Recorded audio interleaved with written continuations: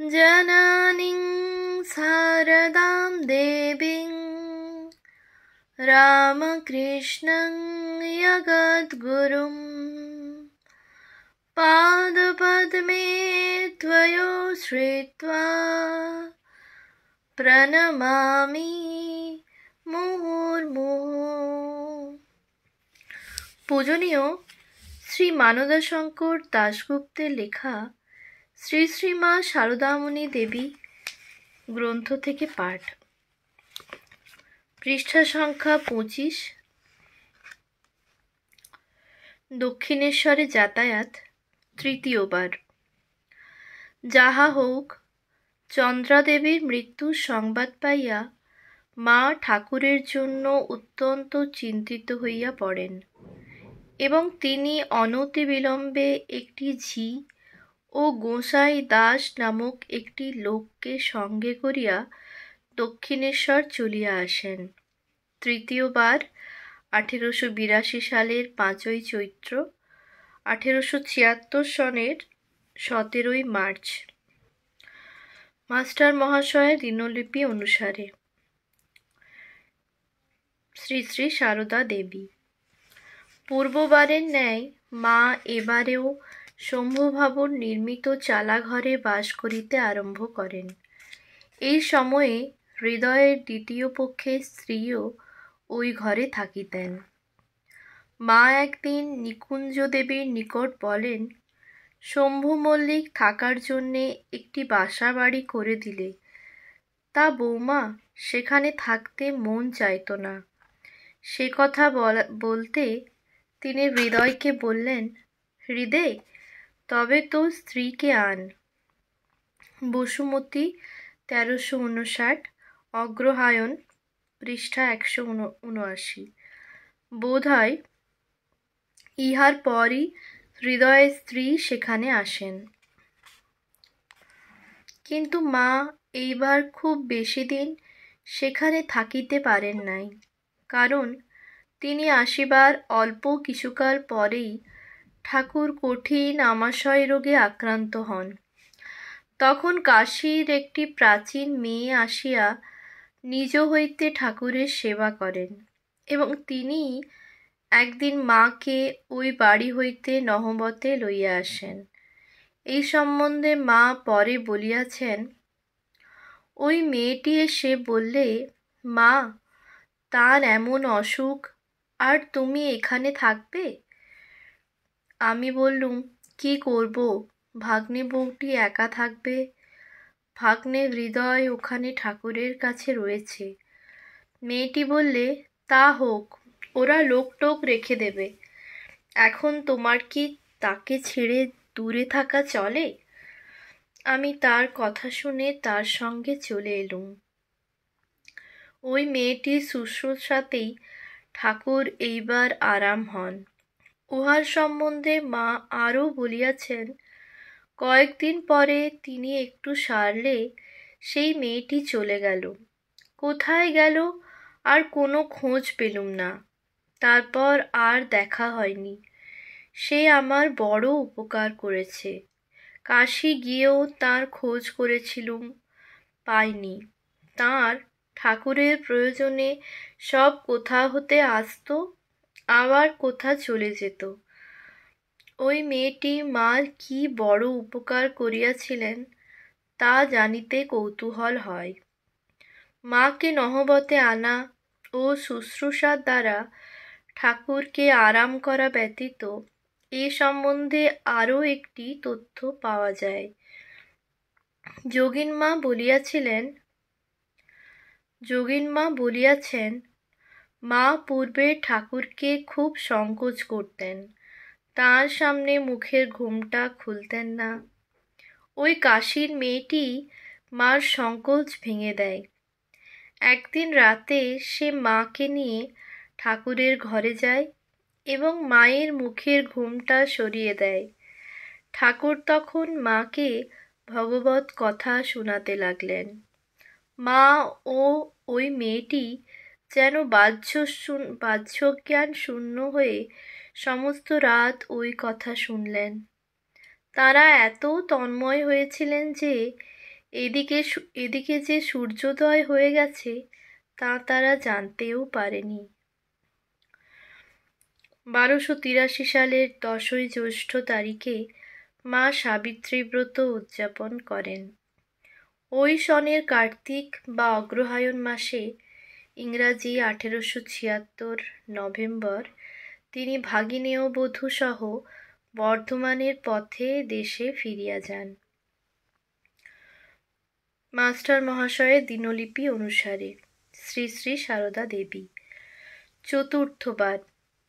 ইহার পর সম্ভবত 1283 সালের মাঘ মাসে, ইংরাজি 1877 ফেব্রুয়ারি, মা চতুর্থবার দক্ষিণেশ্বরে আসেন। কিন্তু এইবার তিনি সেখান হইতে কবে দেশে ফিরিয়া যান বা তাহার পর পুনরায় কবে প্রথম দক্ষিণেশ্বরে আসেন তাহা কিছুই জানা যায় না। তবে ইহা জানা যায় যে তিনি চতুর্থবারের পরে অন্তত আরও 4 বার দক্ষিণেশ্বরে যাওয়া আসা করিয়াছেন। ইহার প্রথম 2 বারের এই 2 বারকে আমরা বর্ণনার সুবিধার জন্য পঞ্চম ও ষষ্ঠবার বলিব। আগমন সম্বন্ধে শুধু মার মুখেরই একটি বিবরণ পাওয়া যায়। পঞ্চমবার ও ষষ্ঠবার। মার ওই বিবরণ এইরূপ: তার পরের বার পঞ্চমবার আমি, মা, লক্ষ্মী, রামেশ্বরের কন্যা ও আরও কে কে দক্ষিণেশ্বরে আসি। পথে তারকেশ্বরে গত অসুখের মানসিক নখ চুল দিয়ে এলুম। প্রসন্ন সঙ্গে থাকায় প্রথমে কলকাতায় তার বাসায় উঠি। ফাল্গুন চৈত্র মাস হবে। 1287 সাল, ইংরাজি 1881 মার্চ। পরদিন সকলে দক্ষিণেশ্বরে যাই। যেতেই হৃদয় কি ভেবে বলতে থাকে, কেন এসেছ, কি জন্যে এসেছ, এখানে কি, এইসব বলে তাদের অশ্রদ্ধা করে। আমার মা সে কথায় কোনো জবাব দেননি। হৃদয় শিয়রের লোক, আমার মাও শিয়রের মেয়ে। কাজেই হৃদয় আমার মাকে আদৌ মান্য করলে না। মা বললেন, চল ফিরে দেশে যাই, এখানে কার কাছে মেয়ে রেখে যাব। ঠাকুর হৃদয়ের ভয়ে আগাগোড়া হ্যাঁ না কিছুই বলেননি। আমরা সকলে সেই দিনই চলে গেলুম। রামলাল পাড়ের নৌকা এনে দিলে।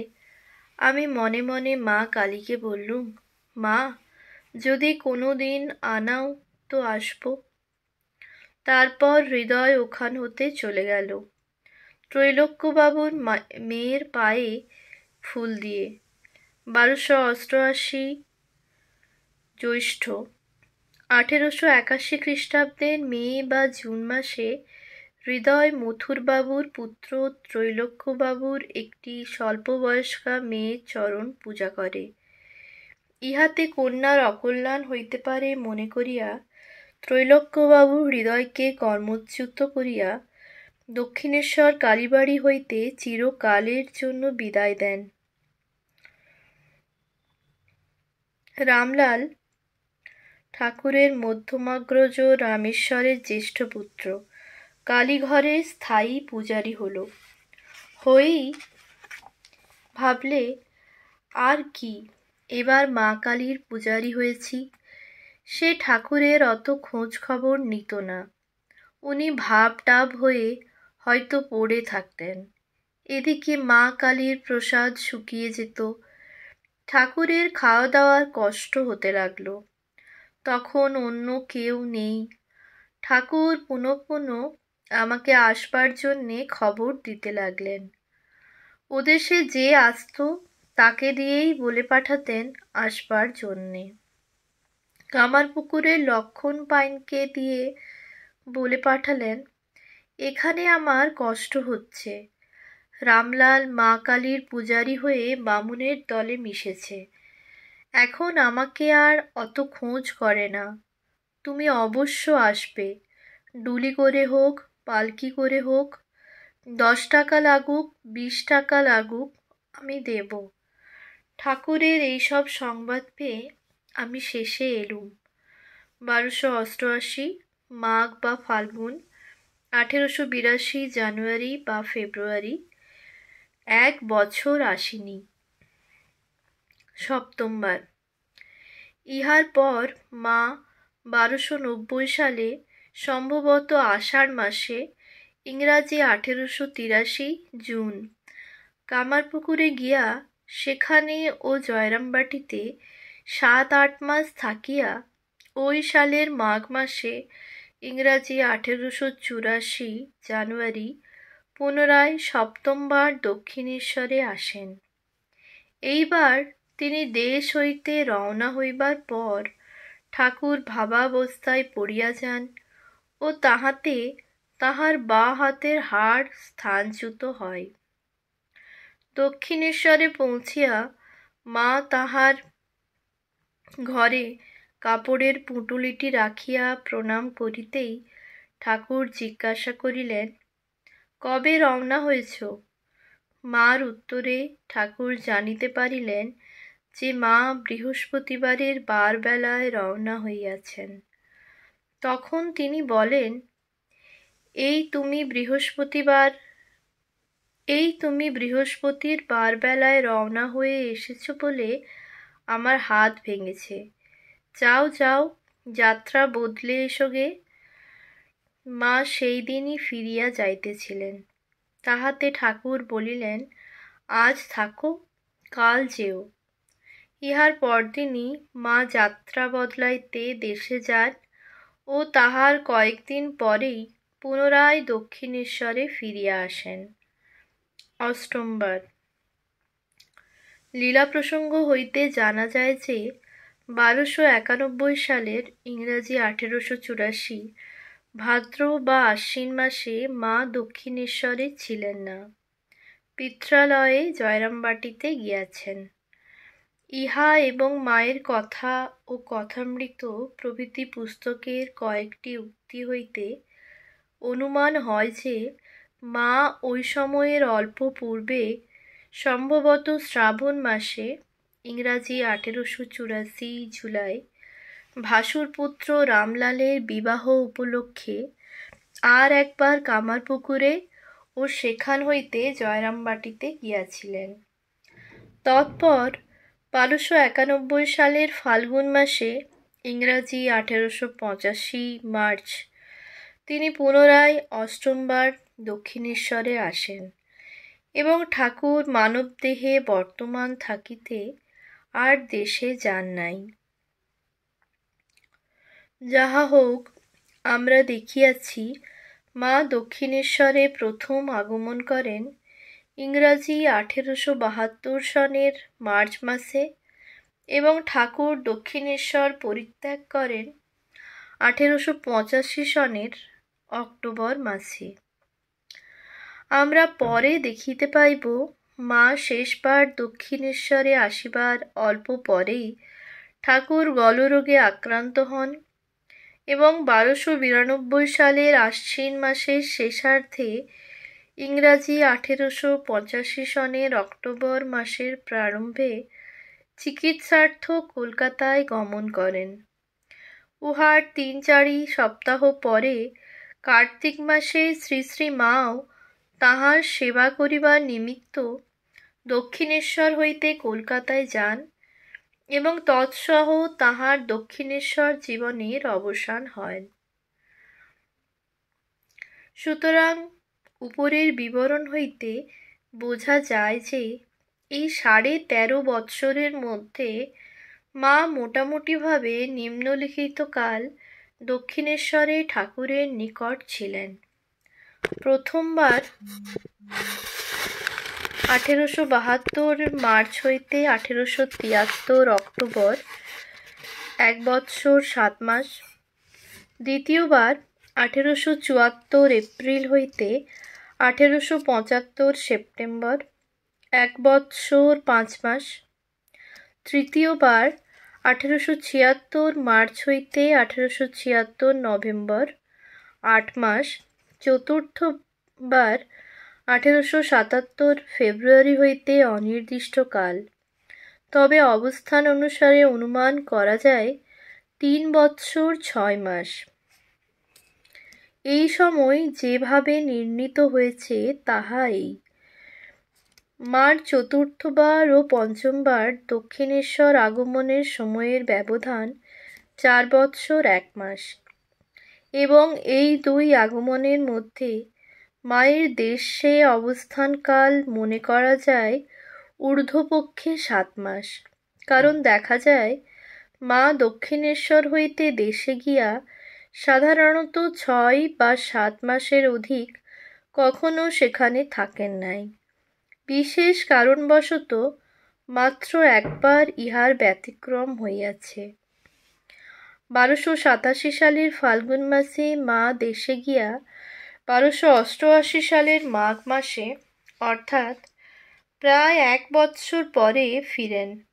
এইবারের বিলম্বের হেতু ছিল হৃদয়ের দুর্ব্যবহার, এবং তজ্জন্য ঠাকুর মাকে দক্ষিণেশ্বর আসিতে না লেখা পর্যন্ত তিনি আর আসেন নাই। এই সকল অবস্থা বিবেচনা করিয়া উক্ত 4 বৎসর 1 মাস হইতে 7 মাস বাদ দিয়া 3 বৎসর 6 মাস মায়ের চতুর্থবার দক্ষিণেশ্বরে অবস্থানের সময় নির্ণয় করা হইয়াছে। পঞ্চমবার 1881 মার্চ 1 দিন, ষষ্ঠবার 1882 জানুয়ারি হইতে 1883 জুন 1 বৎসর 5 মাস, সপ্তমবার 1884 জানুয়ারি হইতে 1884 জুলাই 6 মাস, অষ্টমবার 1885 মার্চ হইতে 1885 অক্টোবর 7 মাস, মোট 9 বৎসর 8 মাস। উপরের হিসাব অনুসারে দক্ষিণেশ্বরে ঠাকুরের সহিত মায়ের মোট অবস্থানকাল আমরা মোটামুটিভাবে 10 বৎসর ধরিতে পারি। প্রকৃত সময় ইহা অপেক্ষা সামান্য বেশি কম হইতে পারে, তবে পার্থক্য কোনো ক্ষেত্রেই অধিক হইবে না। এই অনুমানের সহিত মায়ের নিজের কথারও বেশ মিল দেখা যায়। মায়ের একটি সেবক স্বামী অরূপানন্দ তাহাকে একদিন প্রশ্ন করেন, মা, তুমি কতদিন দক্ষিণেশ্বরে ছিলে? তাহাতে মা বলেন, তা অনেক দিন ছিলুম, 16 বছরের সময় এসেছি। আমরা দেখিয়াছি মা যখন প্রথম দক্ষিণেশ্বরে আসেন তখন তাহার প্রকৃত বয়স 18 বৎসর 3 মাস। তাহাতে মা বলেন, তা অনেক দিন ছিলুম, 16 বছরের সময় এসেছি। সেই অবধি বরাবর ছিলুম, মধ্যে মধ্যে বাড়ি যেতুম। রামলালের বিয়ের সময় গিয়েছিলুম, 2-3 বছর অন্তর যেতুম। ডাকাত বাবার কাহিনী, সম্ভবত 1877। শ্রী শ্রী মা একবার, সম্ভবত চতুর্থবার, ইংরাজি 1877 ফেব্রুয়ারি,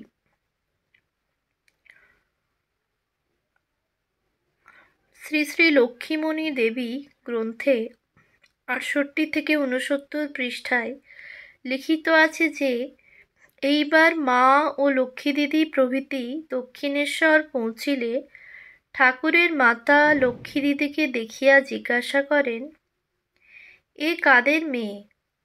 ইহা সত্য হইলে বুঝিতে হইবে যে ডাকাত বাবার ঘটনা ঠাকুরের মাতার মৃত্যুর 1876 27 ফেব্রুয়ারি এর পূর্বে কোনোবারে ঘটিয়াছিল।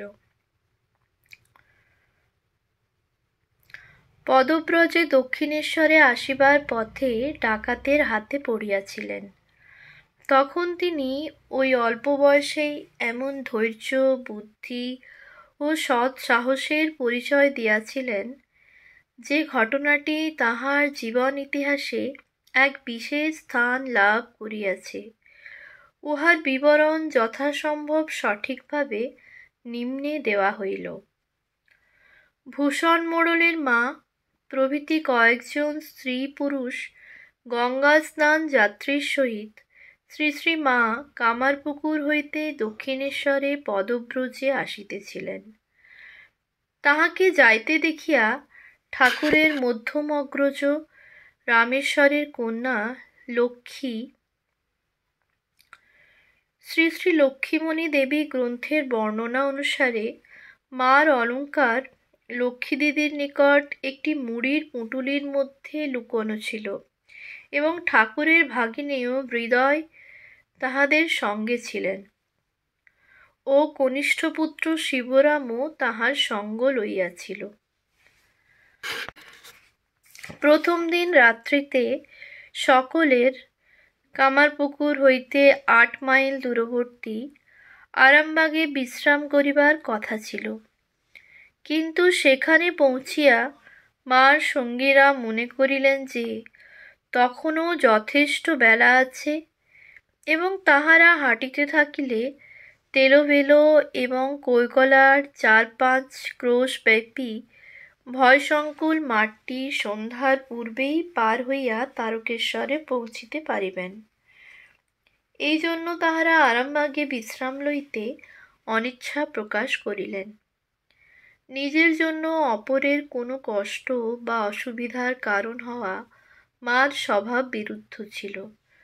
তাই পথশ্রমে ক্লান্ত থাকিলেও তিনি কোনো আপত্তি না করিয়া সঙ্গীদের সহিত পুনরায় পথ চলিতে আরম্ভ করিলেন। কিন্তু কিছু দূর যাইতে না যাইতেই তিনি ও ২টি বৃদ্ধা গোছের স্ত্রীলোক পিছাইয়া পড়িতে লাগিলেন। সঙ্গীরা তাহাদের জন্য পথের মধ্যে কয়েকবার অপেক্ষা করিয়া দ্রুত আসিতে তাগিদ দিলেন এবং পরিশেষে কহিলেন, এইভাবে পথ চললে ১ প্রহর রাতের মধ্যেও মাঠ পার হওয়া যাবে না এবং সকলকেই ডাকাতের হাতে পড়তে হবে। এতগুলি লোকের শঙ্কা ভয়ের কারণ হইয়াছেন দেখিয়া মা তাহাদের পথের মাঝে অপেক্ষা করিতে নিষেধ করিয়া বলিলেন, তোমরা একেবারে তারকেশ্বরের চটিতে গিয়ে বিশ্রাম করোগে, আমরা যত তাড়াতাড়ি পারি ওখানে গিয়ে পৌঁছব। তখন বেলা আর অধিক নাই, তাই তাহারা মার ওই কথার উপর নির্ভর করিয়া আরও বেগে চলিয়া অবিলম্বেই দৃষ্টির বহির্ভূত হইলেন। মা তাহার বৃদ্ধা সঙ্গিনী ২টি, এই স্ত্রীলোক ২টি আদৌ মার সঙ্গে ছিলেন কি না তদ্বিষয়ে যথেষ্ট সন্দেহ ও মতভেদ রয়েছে।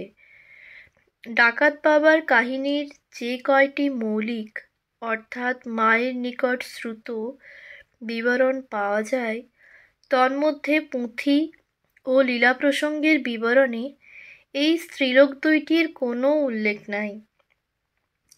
শ্রীযুত আশু মিত্রের শ্রীমা পুস্তকের বিবরণেও মা বলিতেছেন, একা সেই তেপান্তরের মাঠে চলেছি, কিন্তু শ্রী শ্রী মায়ের কথার বিবরণে অখণ্ড ৩৮ পৃষ্ঠা ৮ম সংস্করণ দেখা যায়, উদ্বোধনের বাড়িতে মা একদিন একটি স্ত্রী ভক্তকে বলেন, আমি যে একেবারে একলা ছিলুম তা ঠিক নয়, আমার সঙ্গে আরও ২জন বৃদ্ধা গোছের স্ত্রীলোক ছিলেন, আমরা ৩ জনেই পিছিয়ে পড়েছিলুম।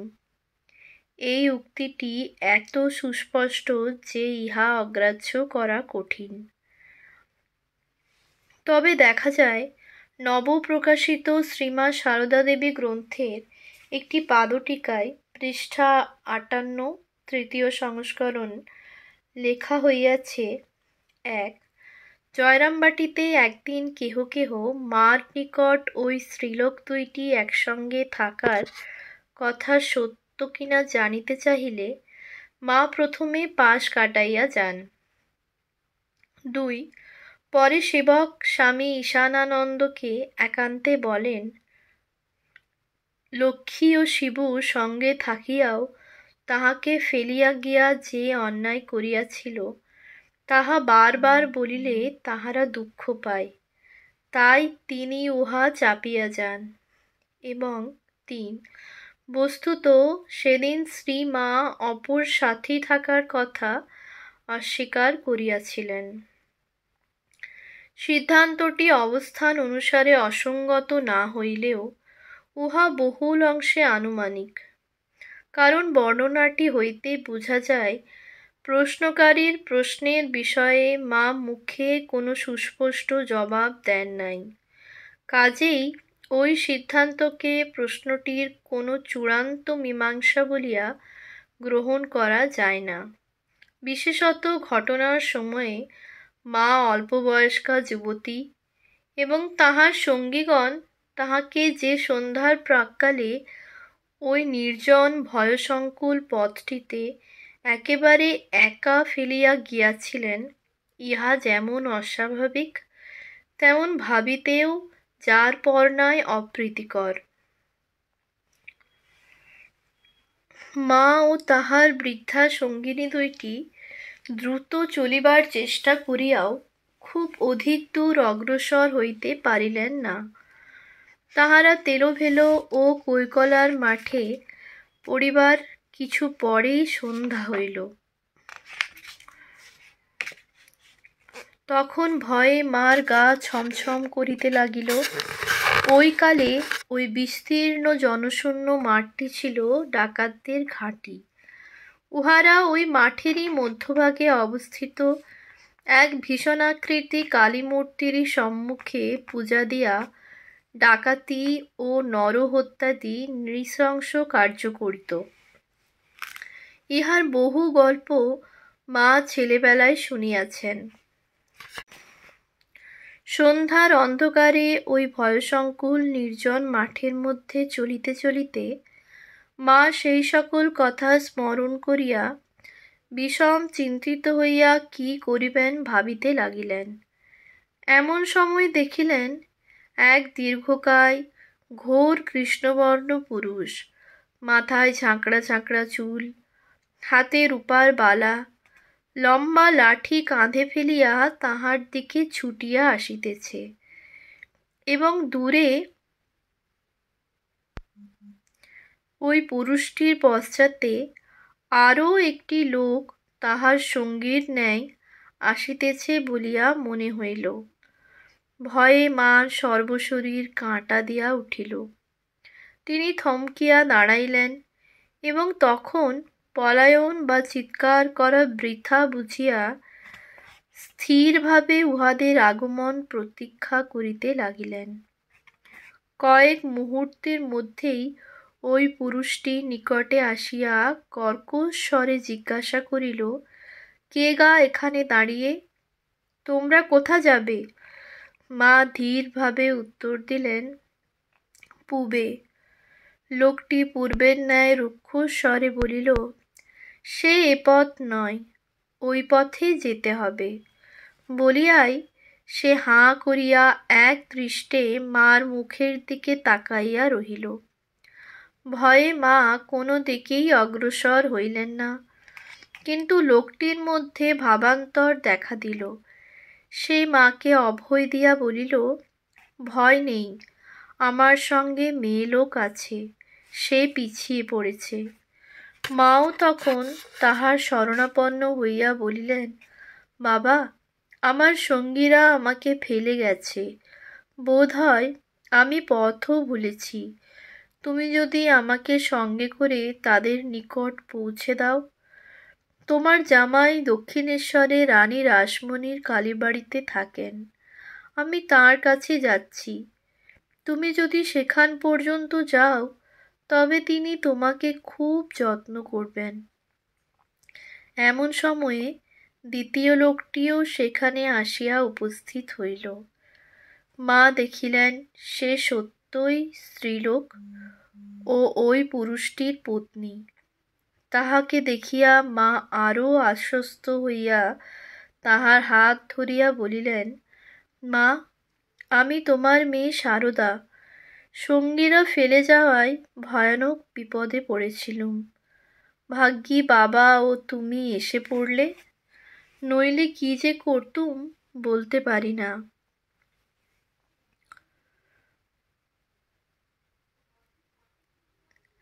মায়ের এইরূপ সরল নিঃসংকোচ ব্যবহার, একান্ত বিশ্বাস ও সুমিষ্ট কথায় ওই বাগদীপ পাইক ও তাহার পত্নীর হৃদয় বিগলিত হইল। তাহারা তাহাদের হীন জাতির কথা ভুলিয়া মাকে নিজেদের কন্যার ন্যায় দেখিতে লাগিল ও তাহাকে অশেষ সান্ত্বনা ও অভয় দিল। পরে তাহার শারীরিক অবসন্নতার বিষয় আলোচনা করিয়া তাহারা তাহাকে নিকটবর্তী তেলোভেলো গ্রামের এক ক্ষুদ্র দোকানে লইয়া গিয়া রাত্রিবাসের বন্দোবস্ত করিল। স্ত্রীলোকটি নিজের কাপড় বিছাইয়া তাহার জন্য শয্যা প্রস্তুত করিল এবং পুরুষটি দোকান হইতে মুড়ি মুড়কি আনিয়া তাহাকে খাইতে দিল। এইভাবে পিতামাতার ন্যায় আদর ও স্নেহে তাহাকে ঘুম পাড়াইয়া ও পাহারা দিয়া তাহারা সমস্ত রাত্রি কাটাইল। প্রত্যুষে তাহারা মাকে লইয়া তারকেশ্বরের দিকে রওনা হইল। রামকৃষ্ণ পুঁথি হইতে জানা যায়, এই সময়ে পথ চলিতে চলিতে ডাকাত বাবা মাকে কয়েকটি তত্ত্বসঙ্গীত শুনাইয়াছিল এবং তন্মধ্যে নিম্নের গানটি মার মনে খুবই লাগিয়াছিল। কেন কাঁদে প্রাণ তারই তরে, সে যে নহে অন্তরঙ্গ, কুল করে যে ভঙ্গ, সাধুর ঘরে যেন চোরে চুরি করে। এবং 2-4 বেলা হইতেই সেখানে পৌঁছিয়া এক দোকানে আশ্রয় লইল। তখন ওই বাগদি মেয়েটি তাহার স্বামীকে বলিল, আমার মেয়ে কাল কিছুই খেতে পায়নি, তাড়াতাড়ি বাবার অর্থাৎ তারকনাথের পূজা সেরে বাজার থেকে মাছ তরকারি নিয়ে এসো, আজ তাকে ভালো করে খাওয়াতে হবে। ইতোমধ্যে মার সঙ্গীগণ তাহাকে খুঁজিতে খুঁজিতে ওই দোকানে আসিয়া উপস্থিত হইলেন এবং তিনি নিরাপদে পৌঁছিয়াছেন দেখিয়া বিশেষ আনন্দ প্রকাশ করিতে লাগিলেন। তখন মা তাহার আশ্রয়দাতা পিতামাতার সহিত তাহাদের পরিচিত করাইয়া বলিলেন, এরা এসে আমাকে রক্ষা না করলে কাল রাত্রিরে যে কি করতুম বলতে পারি না। ইহার পর পূজা, রন্ধন ও আহার আদি শেষ করিয়া সকলে একটু বিশ্রাম করলেন এবং তাহারা তারপর বৈদ্যবাটী যাইবার জন্য প্রস্তুত হইলেন। দক্ষিণেশ্বরে যাইতে হইলে ওই স্থানে গঙ্গা পার হইতে হইত।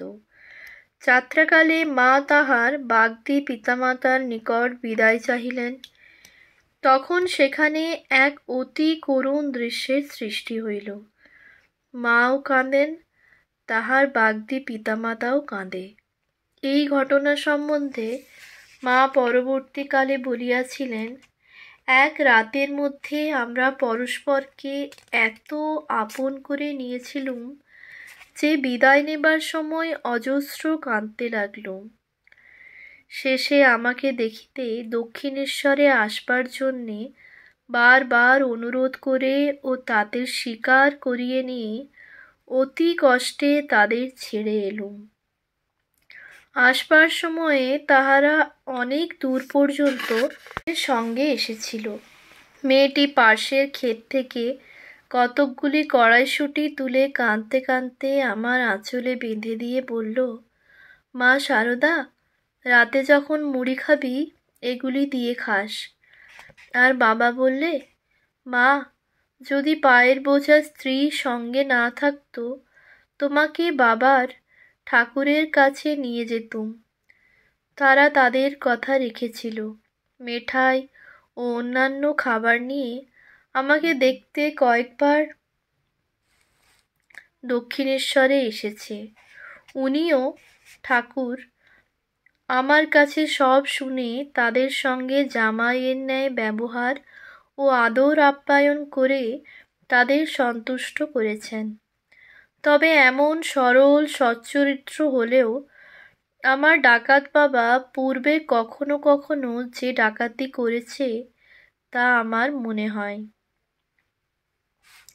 সে যাহাই হোক, ডাকাত বাবা যে মার মনে একটা গভীর রেখাপাত করিয়াছিল সে বিষয়ে কোনো সন্দেহ নাই।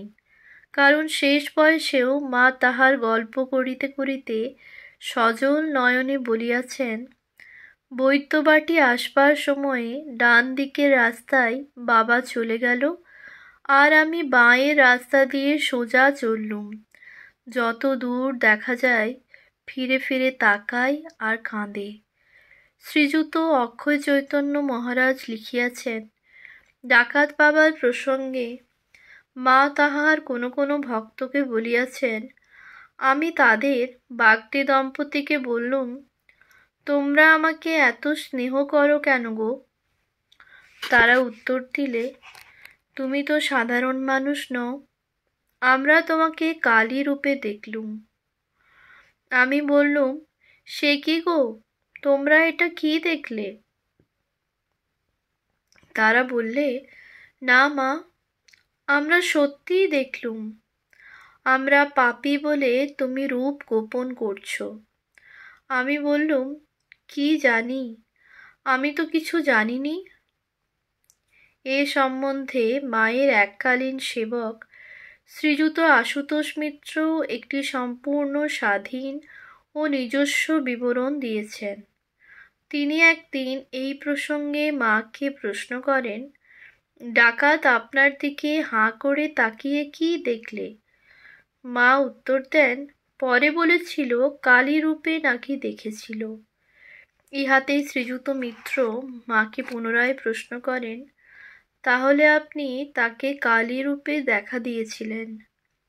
লুকোবেন না মা, বলুন। মা বলেন, আমি কেন দেখাতে যাব? সে বললে সে দেখেছে।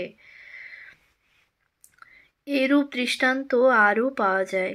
শারদেশ্বরী আশ্রম হইতে প্রকাশিত গৌরীমার জীবনী হইতে জানা যায় যে তাহার গর্ভধারিণী গিরিবালা দেবী একদিন তাহার সহিত দক্ষিণেশ্বরে আসিয়া সম্ভবত 1883-84 সনে প্রথমবার নহবৎ ঘরে মাকে দেখিয়াই বিস্মিত কণ্ঠে বলিয়া ওঠেন, মা তুমি? এ যে আমার সেই। এবং সঙ্গে সঙ্গে মাটিতে লুটাইয়া পড়িয়া তাহার পায়ের ধুলি কপালে ও মাথায় মাখিতে থাকেন। ইহাতে মা হাসিয়া জিজ্ঞাসা করেন, কি হয়েছে গো, অমন করছো কেন? কিন্তু ইহার জবাব দেন গৌরীমা, হবে আবার কি, যা হবার তাই হয়েছে। অবশ্য ভিতরে ভিতরে কি ঘটিয়াছিল তা জানা যায় না। তবে গিরিবালা দেবী একজন অতি নিবিষ্ট সাধিকা ছিলেন এবং অবস্থা হইতে অনুমান করা যায় যে সম্ভবত তিনি মার মধ্যে তাহার ইষ্টমূর্তি দেখিতে পাইয়াছিলেন।